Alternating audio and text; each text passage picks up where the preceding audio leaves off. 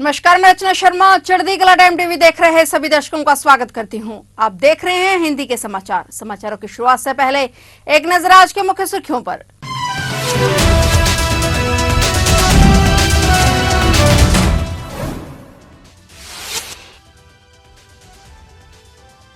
राहुल की भाषा ठीक नहीं थी, हमें सदन में वैसा बर्ताव नहीं करना। एनडीए सांसदों को पीएम मोदी की नसीहत।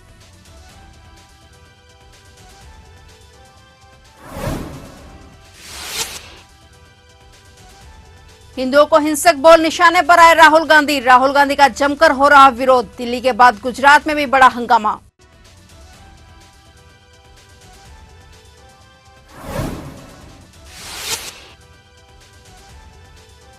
करनाल में ट्रेन हादसा, चलती मालगाड़ी से गिरे 7 कंटेनर। ट्रैक और बिजली लाइन टूटी, अमृतसर रेल सेवा प्रभावित।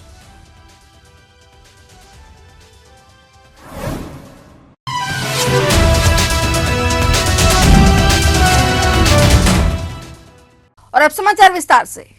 प्रधानमंत्री नरेंद्र मोदी ने आज राष्ट्रीय जनतांत्रिक गठबंधन एनडीए संसदीय दल की बैठक की अध्यक्षता की, जो तीसरे कार्यकाल के लिए पदभार संभालने के बाद संसद के पहले सत्र के दौरान सत्तारूढ़ दल के सांसदों को उनका पहला संबोधन था। संसद की संयुक्त बैठक में राष्ट्रपति द्रौपदी मुर्मू के अभिभाषण पर धन्यवाद प्रस्ताव पर लोकसभा और राज्यसभा में चर्चा के बीच एनडीए की बैठक हुई। इस दौरान संसदीय किरण रिजिजू ने बताया कि पीएम मोदी ने एनडीए सांसदों की बैठक में कहा कि राहुल गांधी की भाषा ठीक नहीं थी, हमें संसद में उनके जैसा बर्ताव नहीं करना है। वहीं आज पीएम मोदी ने सदन में चर्चा का जवाब भी दिया, जहां राहुल गांधी ने हिंदू धर्म पर अपनी टिप्पणी से विवाद खड़ा कर दिया। वहीं राज्यसभा में विपक्ष के नेता मल्लिकार्जुन खड़गे ने प्रधानमंत्री नरेंद्र मोदी पर लोकसभा चुनाव के दौरान विभाजनकारी भाषण देने का आरोप लगाया। दोनों सदनों में राष्ट्रपति के अभिभाषण पर धन्यवाद प्रस्ताव पर बहस हुई और पीएम मोदी ने अपने भाषण के दौरान राहुल गांधी की आलोचना की। पीएम मोदी ने कहा कि पूरे हिंदू समुदाय को हिंसक कहना बहुत गंभीर मामला है।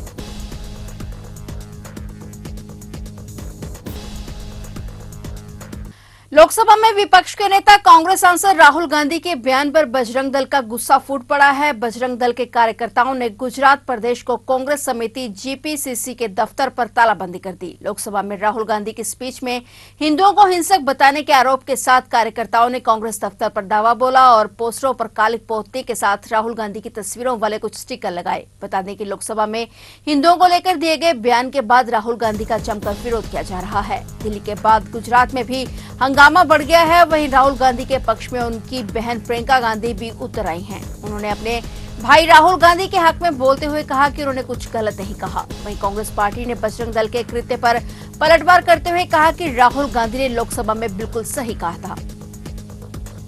मेरे भाई कभी हिंदुओं का अपमान नहीं कर सकते, बहुत स्पष्ट बोला है उन्होंने बीजेपी के बारे में बोला है, उन्होंने बीजेपी के नेताओं के बारे में बोला है। करनाल में तिरावड़ी रेलवे स्टेशन के पास चलती मालगाड़ी से कंटेनर गिर गए। रेलवे अधिकारियों ने दिल्ली से अमृतसर के बीच चलने वाली ट्रेनों का संचालन रोक दिया। सूचना पाकर राजकीय रेलवे पुलिस और रेलवे अधिकारी मौके पर पहुंचे। उन्होंने बताया कि करनाल के तिरावड़ी रेलवे स्टेशन पर अंबाला से दिल्ली की ओर जा रही रन थ्रू मालगाड़ी के पिछली बोगी के पहिए ट्रैक से उतर गए, जिसके कारण मालगाड़ी से 7 कंटेनर ट्रैक पर गिर पड़े। 7 कंटेनरों में से एक कंटेनर ओएचई पिलर से टकरा गया, जिससे कि ओएचई लाइन टूट गई और रेलवे ट्रैक बाधित हो गया। हादसे की सूचना के बाद करनाल जीआरपी और आरपीएफ की टीम ने घटनास्थल पर पहुंचकर दौरा किया। मिली जानकारी के मुताबिक सुबह 4 बजे ग्राउंड ट्रैक अंबाला से दिल्ली की ओर खाली कंटेनरों से लदी मालगाड़ी जा रही थी। जब मालगाड़ी तिरावड़ी रेलवे स्टेशन से गुजर रही थी तो मालगाड़ी की पिछली बोगी के पहिए ट्रैक से पीछे नीचे उतर गए और मालगाड़ी की रफ्तार इतनी तेज थी कि ट्रैक से पहिए उतरने के बाद भी ट्रेन करीब 1.5 किलोमीटर तक आगे चलती रही, जिस कारण पिछली 4 बोगियों से 7 कंटेनर उछलकर रेलवे ट्रैक पर जा गिरे। रेलवे प्रशासन द्वारा रेलवे ट्रैक से कंटेनरों को हटाने के लिए एक हाइड्रा मंगवाई गई, जिससे कंटेनरों को ट्रैक से हटाया गया। कंटेनरों को ट्रैक से हटाए जाने के बाद ओएचई लाइन को दुरुस्त करने का काम शुरू किया गया। दोनों ट्रैक पर ट्रेनों की आवाजाही बंद कर काम शुरू किया गया।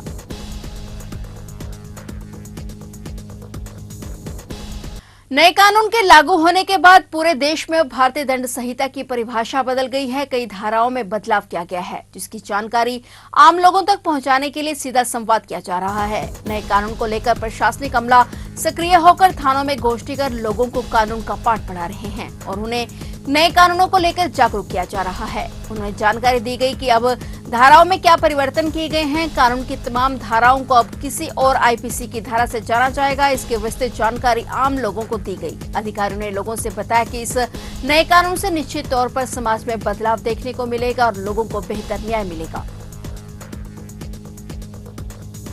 उत्तर प्रदेश और बिहार में लगभग 2 दर्जन आपराधिक मामलों में वांछित कुख्यात इनामी बदमाश सुमित सिंह आज एसटीएफ और जौनपुर पुलिस की संयुक्त टीम के साथ हुई मुठभेड़ में मारा गया है। जौनपुर के पुलिस अधीक्षक अजय पाल शर्मा ने बताया कि तड़के बदलापुर क्षेत्र में एसटीएफ और स्थानीय पुलिस की संयुक्त टीम के साथ मुठभेड़ में सुमित सिंह उर्फ मोनू चवन्नी मारा गया है। उन्होंने बताया कि सिंह का लंबा आपराधिक इतिहास था और उसके खिलाफ उत्तर प्रदेश के गाजीपुर, बलिया और जौनपुर और बिहार के कुछ जिलों में कुल 24 आपराधिक मुकदमे दर्ज थे। उस पर 1 लाख रुपए का इनाम भी घोषित किया गया था। शर्मा ने बताया कि एसटीएफ और पुलिस को बदलापुर क्षेत्र में सुमित सिंह की मौजूदगी की सूचना मिली थी। संयुक्त टीम ने जब मौके पर पहुंचकर उसे पकड़ने का प्रयास किया तो उसने टीम पर गोलियां चला दी और इस दौरान जवाबी कार्रवाई में बदमाश को गोली लगी और उसे पास के ही स्वास्थ्य केंद्र में ले जाया गया, जहां डॉक्टरों ने उसे मृत घोषित कर दिया। उन्होंने बताया कि मुठभेड़ के बाद मौके से एक AK-47 राइफल, एक पिस्तौल और एक कार बरामद की गई है। शर्मा ने बताया कि मुठभेड़ के दौरान सुमित सिंह के 2 साथी भाग गए, उनकी तलाश अभी जारी है। 5 मार्च को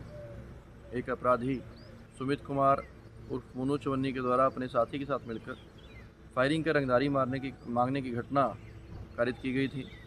जिसके बाद लगातार पुलिस के द्वारा इन अपराधियों के लिए दबिश दी जा रही थी और फिलहाल जो सुमित कुमार पे 1 लाख रुपए का इनाम घोषित था और इस पर करीबन 24 के करीब मुकदमे दर्ज हैं, जिसमें कई मुकदमे हत्याओं के और इसके द्वारा जो घटनाएं कारित की गई हैं, जिस पर मुकदमे पंजीकृत हैं, वो उत्तर प्रदेश के गाजीपुर, बलिया, जौनपुर, इसी तरह से बिहार में कई मुकदमे इस पर पंजीकृत थे। आज सुबह सुमित उर्फ मोनू चवन्नी की तलाश के लिए एसटीएफ की टीम और साथ में जौनपुर पुलिस की टीम दोनों जॉइंटली उसके लिए लगे हुए थे। तो जैसे ही उसको रोकने का, अरेस्ट करने का प्रयास किया है तो वहाँ पर उसके द्वारा पुलिस पार्टी पर फायरिंग की गई, जिस एक्सचेंज ऑफ फायर में मोनू चवन्नी के गोली लगी है और जिसके बाद उसको हॉस्पिटल ले जाया गया और मोनू चवन्नी इस पुलिस मुठभेड़ में मारा गया है। उसके पास से एक AK-47 बरामद हुई है, एक 9mm पिस्टल बरामद हुई है और एक बोलेरो गाड़ी बरामद हुई है और जो भी उसके साथी मौके से फरार हैं उनकी भी तलाश टीम के द्वारा की जा रही है। भरुआ सुमेरपुर हमीरपुर कस्बे के नेहा चौराहा के समीप एक युवक ने प्रेम प्रसंग के मामले में फर्जी मुकदमे की धमकी से परेशान होकर तमंचे से गोली मारकर आत्महत्या कर ली। युवक अपने माता पिता की इकलौती संतान था। पिता ने 6 लोगों पर आत्महत्या के लिए प्रेरित करने का मामला दर्ज कराया है। 26 वर्षीय अंकित उर्फ मोंटी सोनी ने तमंचे से सिर में गोली मार ली, जिससे उसकी मौके पर ही मौत हो गई। गोली चलने की आवाज सुनकर अंदर से पिता रजवा सोनी पत्नी कलावती संग दौड़कर दुकान में आए तो देखा मोंटी लहूलुहान काउंटर के नीचे पड़ा हुआ था और उसकी मौत हो चुकी थी। घटना की सूचना पाकर थानाध्यक्ष SI कस्बा इंचार्ज के साथ मौके पर पहुंचे, शव को पोस्टमार्टम के लिए भेजकर आगे की कार्रवाई शुरू की। थानाध्यक्ष ने बताया कि सगे भाइयों समेत 6 के खिलाफ आत्महत्या के लिए प्रेरित करने का मुकदमा नई धारा 108 BNS में दर्ज किया गया है। इसमें 10 वर्ष कठोर कारावास का प्रावधान है। वायरल वीडियो में युवक ने आरोपियों पर प्रताड़ना का आरोप लगाया है। उन पर CM योगी से कार्रवाई की मांग की है।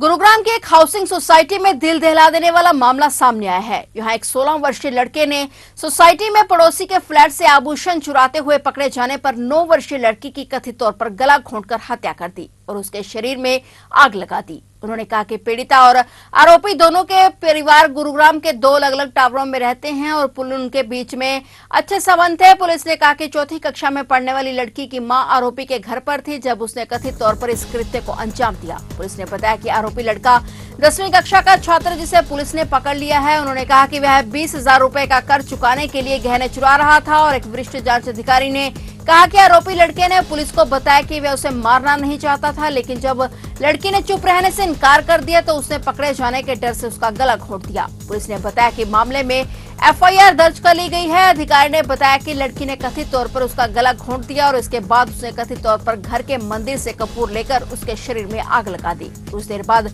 लड़की की मां ने दरवाजे की घंटी बजाई, लेकिन किसी ने दरवाजा नहीं खोला और इसके तुरंत बाद उसने फ्लैट से धुआं निकलते देखा और अलार्म बजाया। इसके बाद अन्य निवासी मौके पर इकट्ठे हो गए। पुलिस ने कहा कि बाद में वे बालकनी से फ्लैट में दाखिल हुए और लड़की को मृत और आधी जली हुई हालत में पाया गया, जबकि लड़का एक कोने में बैठा हुआ था। पुलिस ने उसे हिरासत में ले लिया है और बाद में उसने हत्या की बात कबूल कर ली है।